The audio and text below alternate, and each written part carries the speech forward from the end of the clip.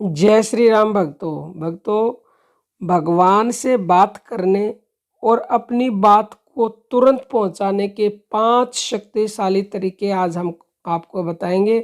3-4 दिन पहले एक वीडियो डाली थी कि भगवान से बात करना सीखें, तो कई कमेंट आए कि हमें और भी तरीके बताइए।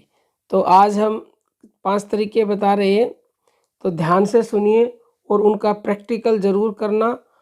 तो अगर आप निरंतरता से करेंगे तो अवश्य ही भगवान तक आपकी बात पहुंचेगी और हर प्रश्न का उत्तर आपको तुरंत मिलेगा। ये हम खुद अपना अनुभव आपको बता रहे हैं। हम भी जब कोई भी समस्या होती है आध्यात्मिक की, किसी के प्रश्न का उत्तर या कोई और बात, तो हम भी ऐसे ही अपने प्रश्न का उत्तर भगवान से लेते हैं। सबसे पहली बात, भगवान आपके भीतर हैं, पूरा ब्रह्मांड आपके भीतर है, सारी शक्तियां आपके भीतर हैं, लेकिन आप जानते ही नहीं हो। आपके पास वो खजाना है जो खजाना संसार में और कहीं नहीं है, बशर्ते आप उसको जान लें।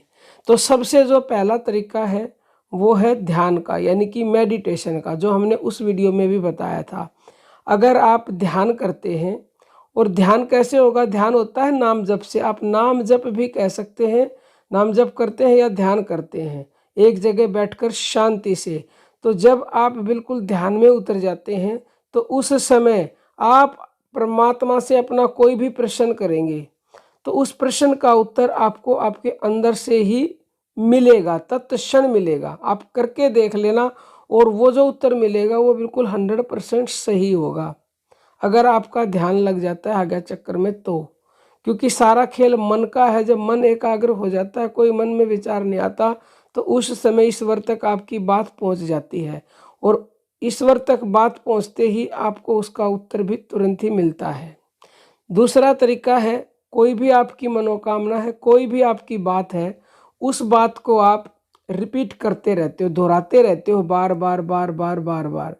जैसे कि सुबह ब्रह्म मुहूर्त में उठकर दोहराएं, रात को सोने से पहले उसको रिपीट करते करते सो जाएं। तो वो शक्ति तो आपके भीतर ही है, आपको अपने भीतर आवाज़ पहुंचानी है। उसी को चेतन मन भी बोला जाता है।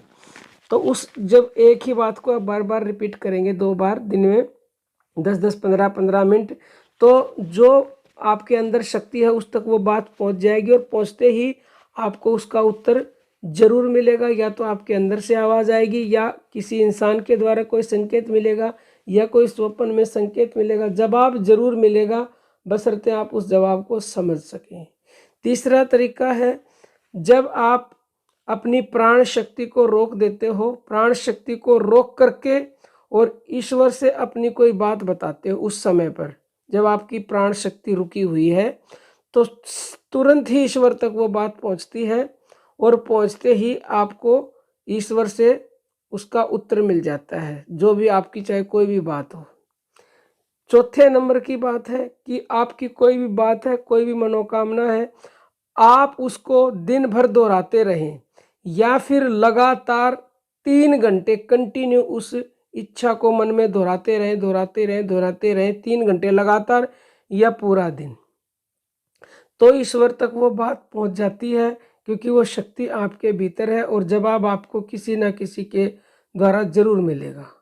5वें नंबर की जो टेक्निक है वो है मानसिक तस्वीर देखना।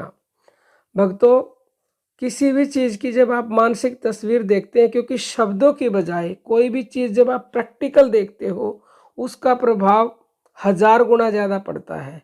जैसे कि जब बच्चा छोटा होता है तो उसको बहुत सारी चीज़ें सिखाई नहीं जाती, वो स्वयं मानसिक मतलब होते हुए उनको देखता है और अपने माइंड में उस चीज़ को बिठा लेता है, अपने सबकॉन्शियस माइंड में, अपने चेतन मन में, उस शक्ति में। तो वो बहुत ही शीघ्र उसको सीख लेता है। जैसे कोई भी अगर आपको कोई लेसन है उसको अगर प्रैक्टिकल करके दिखाते हैं कि कंप्यूटर कैसे चलाना है, एक तो वाणी से बताया जाए, एक उसका प्रैक्टिकल, तो प्रैक्टिकल चीज़ का तो तुरंत ही असर होता है।